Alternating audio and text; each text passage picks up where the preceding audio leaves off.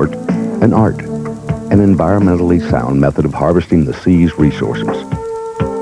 Do not mistake the seemingly effortless manner in which the divers in this film find and subdue their quarry as being the norm. Far from it.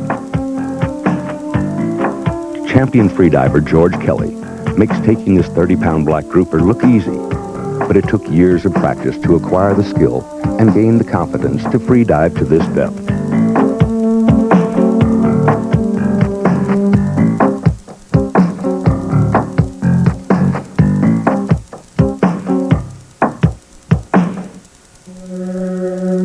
Pollution and overfishing now threaten what was once thought to be a limitless resource, the sea. Commercial drift net boats are capable of taking incredible amounts of marine life in a single haul, virtually removing the fish population from large areas in a very short time. On a smaller scale, but with deadly efficiency, the fish trap has the same detrimental effect on the marine environment. These large wire cages non-selectively take both targeted food fish and non-targeted tropicals, whose role is essential to the health of the marine ecosystem. This trap was illegally set in 45 feet of water with the float line cut when it was discovered by our divers. These fish will get a second chance, but this is rare. The release of fish from an abandoned or illegally set trap is permitted, with prior consent from the Marine Patrol. Today's awareness of the need for healthy nutrition has placed new and staggering demands on the fishing industry. Few people realize, however, the incredible waste and damage created in fulfilling those demands. Spearfishing is closely regulated, with more laws being introduced yearly. The lack of a powerful lobby, like that employed by the commercial fishing industry, has resulted in inappropriate, discriminatory restrictions on spearfishing, although the annual spearfishing catch represents less than 0.5% of all fish taken by all other methods. Legislation is being finalized in accordance with the new Florida Keys National Marine Sanctuary Act, which may well prohibit spearfishing, while allowing other means of taking fish to continue. Active participation in the legislative process is essential to ensure equal rights for all divers. Large-scale commercial fishing is a fact of life, but present regulations and territorial limits need more consistent enforcement. The sport fishing industry has already felt the impact of overfishing, and its future, without proper conservation, is grim. The spearfisherman, without the protection of a lobby, is an easy target for restrictive legislation. But does he represent a significant threat to the environment? We think not. The sport of diving has many facets: photography, exploring shipwrecks, collecting tropical fish, with new ideas being devised each year. The elusive spiny lobster, highly regarded for its delicate flavor, combines the challenge of the hunt with an ultimate culinary reward. Spearfishing, in fact, gave rise to modern sport diving as we know it today. Spearfishing predates recorded history, although spearfishing underwater is relatively new, having originated in the 1930s. Early pioneers of the sport, like Bob Rowe, made their own spear guns. This is a Palm Beach long rifle. We used to make these back in the 50s because you couldn't get a good gun that was reliable, and so we used to make these. There was about a half a dozen of us that was interested in spearfishing. The equipment of today is a far cry from the rudimentary tools available at that time. Today's spearfishermen have safe, well-engineered equipment to dive with. Meet Art Pinder, legendary spearfishing champion. Art began diving before masks, snorkels, and fins were invented. Back then, diving was truly an adventure into the unknown. Spearfishing competitions were major dive events, reaching their peak in the 1960s. Art competed and won many free-diving spearfishing meets, beginning in 1948. And in 1983, after 35 years of competition, he won the National Spearfishing Championship. Although he no longer competes, he still loves the sport, and spearfishes often. Though spearfishing can be done using scuba, or while breath-hold diving, finding the fish is of prime importance. Freedivers are often towed behind the boat, or swim along the surface, scanning the seascape for a suitable target. The scuba diver will generally go to a specific location, are an artificial reef known to support edible fish, like grouper. Tropical fish, such as angels and parrotfish, are not targets of the spearfishermen. The docile jewfish and all species of game fish are now included in the off-limit list. Know the fish you can't shoot, like snook, and the limits on those you can. The irresponsible hunter gives all spearfishermen a bad reputation. The purest form of spearfishing is freediving, demanding great skill and physical conditioning. It is in freediving that man and fish meet on the most equitable terms. The freediver must descend to the bottom, position himself well without spooking the fish, make the shot,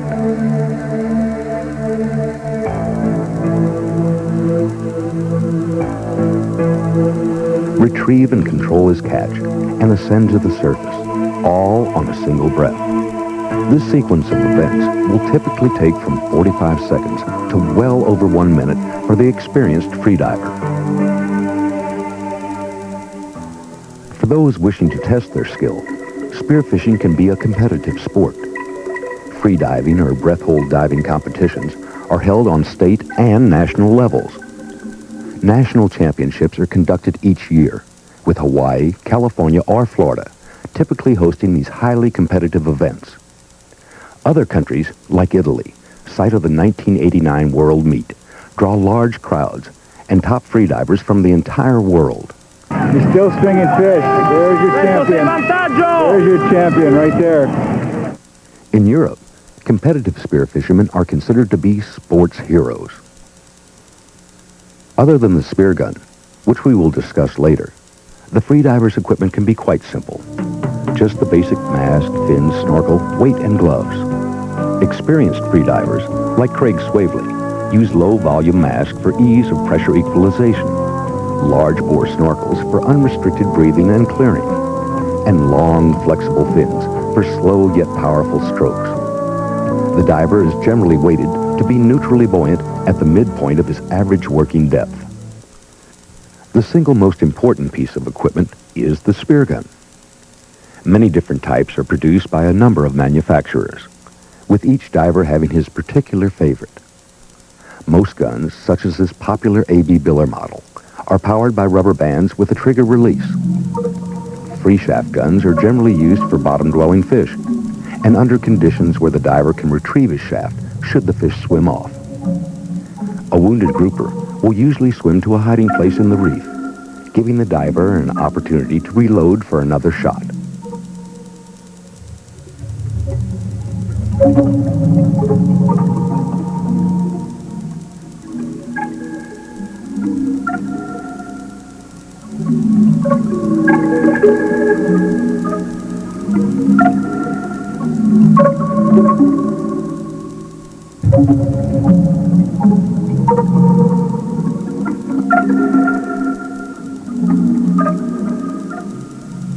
Underwater lights are helpful for locating fish inside dark ledges.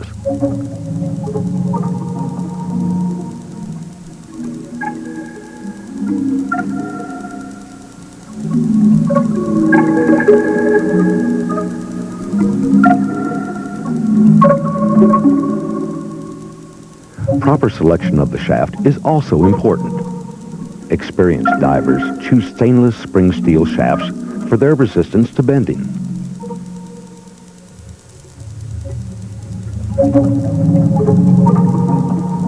Powerful open water fish, like barracuda, require the use of line guns.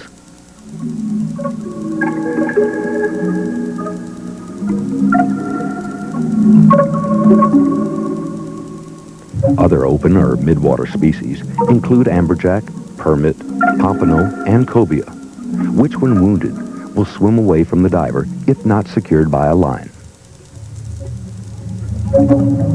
Cobia are commonly found swimming above wrecks and with manta rays. Divers also use metal-bodied guns, with both line and free shaft models being offered. Metal guns offer less drag in the water due to the smaller barrel thickness. These are, however, more susceptible to the corrosion caused by saltwater electrolysis than are the mahogany or teak guns.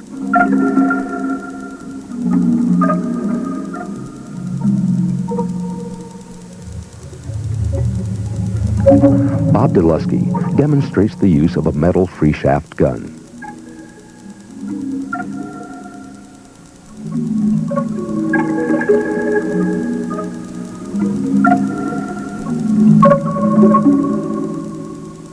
The Hawaiian sling is another approach to spearfishing.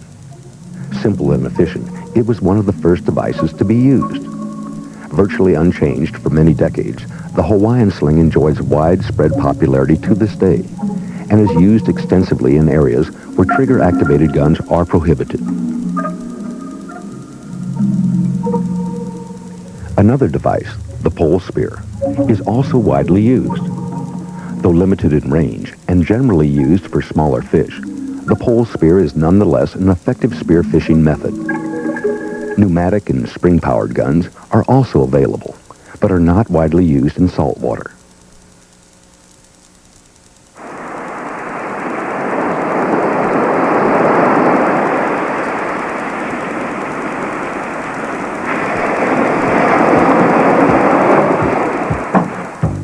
The day starts early for most spear fishermen. Excitement builds as hopes rise for a successful day on the water. Spear fishermen like to beat others to their favorite spots. Hello? We're there. Tell me what you got at the bottom. I think I just dropped. Ooh, I just marked fish there. Ooh, fish.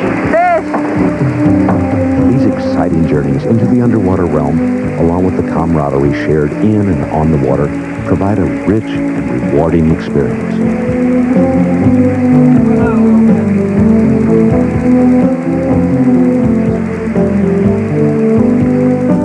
The most commonly sought-after food fish off Florida's southeast coast are the various species of the grouper and snapper families. The colorful hogfish, which ranges throughout Caribbean waters, is most pleasing to the palate. The grouper family consists of many species, one of which, the gray grouper, like tourists, migrate in large numbers to South Florida in the winter. Less common are the red grouper, which are easy to approach. Nassau grouper are generally not hunted, as they are an integral part of the reef ecosystem. George Kelly has won the Florida Spearfishing Championship, the coveted National Championship, and competed on the international level. Grouper often hide in coral heads. Here, a well-planned kill shot on a black grouper enables the hunter to retrieve his catch and surface with relative ease.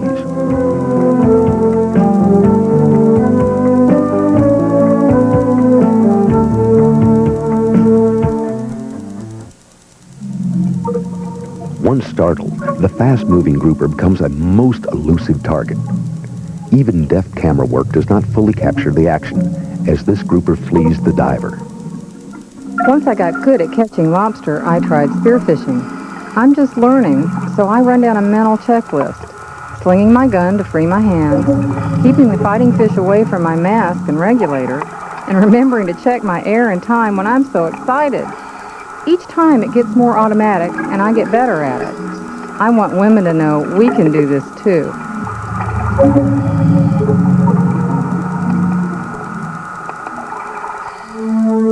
When spearfishing in tropical waters, it's not unusual to encounter an occasional shark. The vast majority of these meetings are benign, but the scent of a wounded fish may promote aggressive behavior. In most cases, this aggression is focused on the speared fish.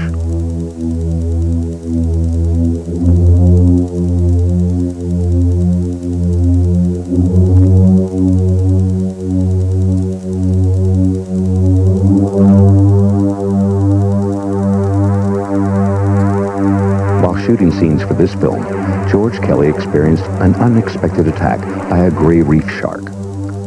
The shark, sensing the blood scent of a speared fish, surprised George, who had no choice but to defend himself.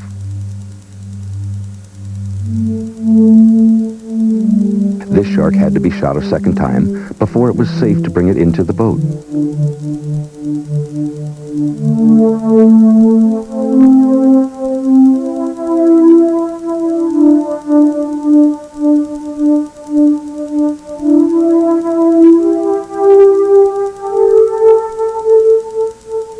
Spearfishermen know the role sharks play in the sea and respect their right to hunt as well. Snapper provide a worthy challenge. These fast-moving mangrove or gray snapper are difficult to stalk and spear, as is the mutton snapper.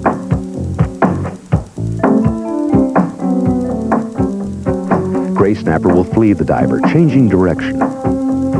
When shooting any bottom-dwelling fish, the diver should head directly for the bottom and level out in line with the fish to avoid shooting down. This provides the best aim on the target area. The diver must time his shot to catch the fish before it turns.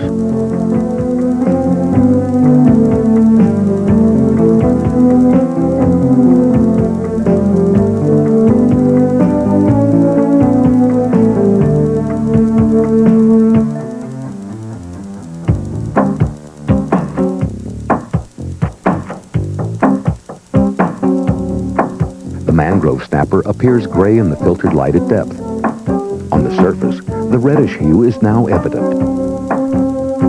On a moving fish, aim slightly in front or lead the fish, timing your shot to land in the upper part of the head, between the eye and gills.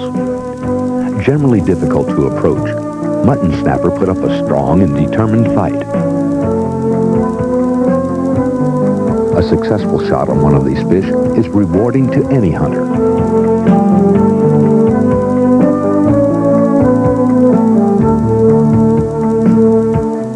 In this scene, take a deep breath and hold it as Craig begins his dive. Even while just sitting, you can quickly gain an impression of the conditioning required for prolonged free diving. Being in good shape is important, but like any sport, having the right mental attitude is critical. I think learning to relax and adapt to that unusual environment is probably one of the most important aspects of free diving. With experience, you can overcome that feeling of needing air and prolong your dive. Beginners should start in 20 feet of water and build up slowly. Swimming laps underwater in a pool is great training for this sport.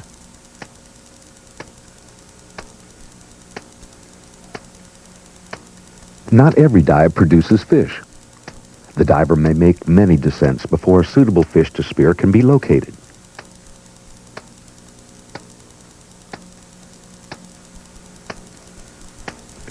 If a fish is spotted from the surface, it may swim off before the diver can reach it or get within shooting range. Even with the aid of scuba, there are no guarantees.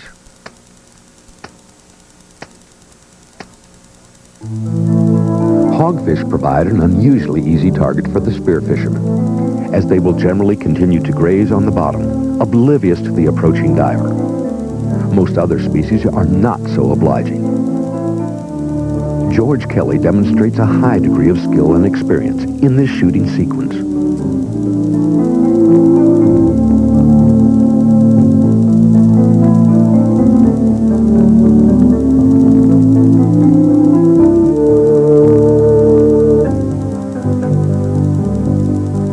After retrieving and stringing his fish, he begins looking for the next target.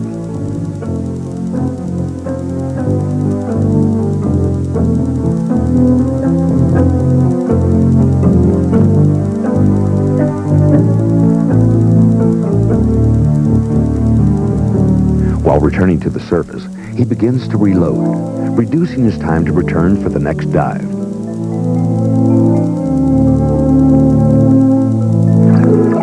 A bit more surface time between dives is not only recommended, but badly needed by the less experienced freediver.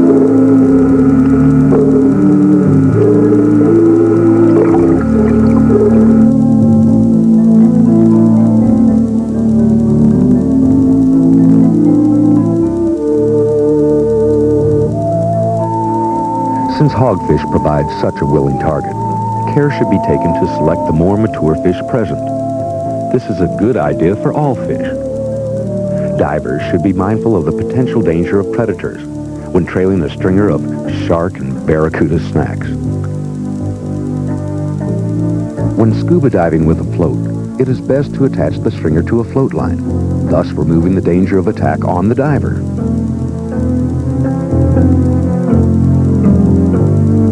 These excellent eating fish provide the perfect end to any spearfisherman's day.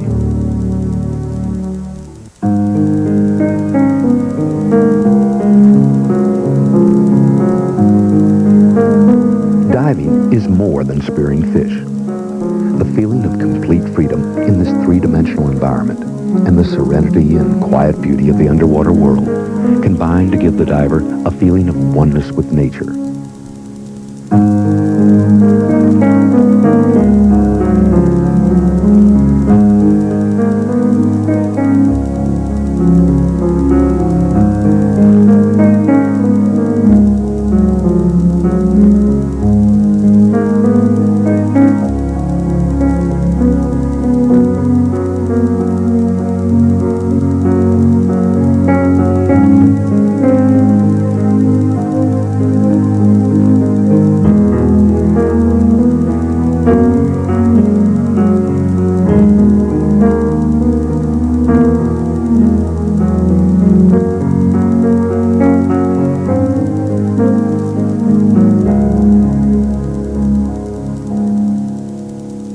It is when the freediver becomes so attuned to this world that he feels the excitement of the hunt, can sense where the fish is, and what its next move will be.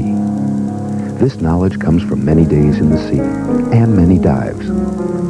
Most spearfishermen respect the ocean and its creatures. They admire the power, speed, and grace of their prey, and do not kill indiscriminately.